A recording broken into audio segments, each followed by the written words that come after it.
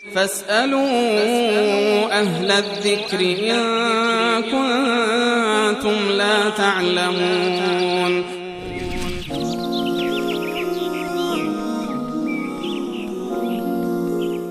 بیننده دیگری سوال پرسیدن که با عرض سلام، مرد به زنش 3 بار بگه که تو طلاقی، بعد از 1 ماه از طلاقشون دوباره با هم ازدواج کنند در حالی که عده زن تمام نشده. ممنون از شما.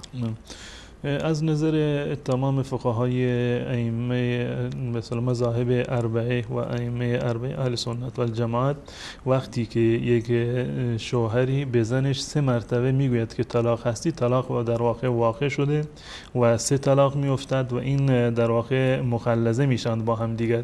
یعنی به هیچ عنوان این افراد نمیتوانند دوباره با هم دیگر ازدواج بکنند. این زن و شوهر برای همیشه با یکدیگر در واقع نامحرم میشوند، مگر این که این زن با اختیار خودش برود شوهر دیگری بگیرد و بعد از آن شوهر دومش طلاقش بدهد. بعد از این اگر خواست میتواند با شوهر قبلی خودش ازدواج بکند.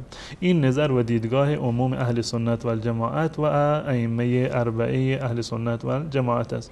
منتها در این زمینه علامه ابن تیمیه رحمت الله علیه این نظری رو دارند که اگر 3 طلاق را با یک لفظ در یک جلسه تکرار بکنند، این فقط 1 طلاق میشه.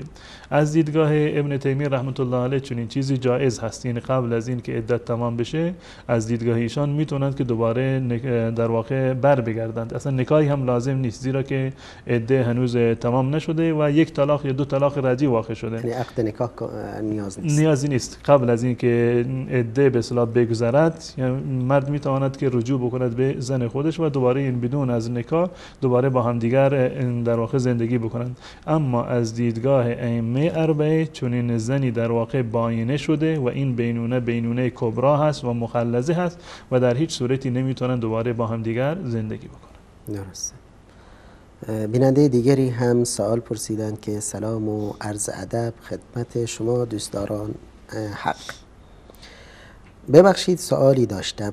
اگر یک زنی با صدای بلند قرآن بخواند و مرد نامحرم صدای آن زن را بشنود، آیا آن زن گناهی دارد؟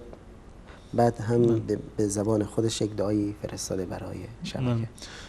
از نظر شرعی و اساسی، یعنی برای همون گونه که برای مرد جایز هست با صدای بلند قرآن رو تلاوت بکنن، برای زن هم جایز هست. هیچ تفاوتی در این زمینه میان زن و مرد در واقع در قرائت و تلاوت قرآن وجود نداره. منتها برای زنان مشروط بر این هست که مردان بیگانه در واقع صدایشون رو نشنوند. اگر در منزل هست، شوهرش هست، پدر هست، برادر هست، عموها هستن، این از نظر شرعی اشکال نداره که با صدای بلند قرآن بخوانند. اما اگر این افراد بیگانه‌ای هستند و نامحرم وجود داره، از نظر شرعی الله متعال انسان رو و خصوصا زنان رو منع کرده که در واقع صداشون رو آرام بکنند و با ناز و کرشمه در واقع سخن بگویند در مقابل بیگانگان. و ما میدونیم که قطعا هنگامی که انسان میخواد قرآن رو تلاوت بکند، بهترین صدا هست، بهترین لحن هست و بهترین در واقع ادا هست و خود این در واقع برمیگرده به این که الله متعال در واقع خطاب به زنان میفرماید فلا تخضعن بالقول فیطمع الذی فی قلبه مرض.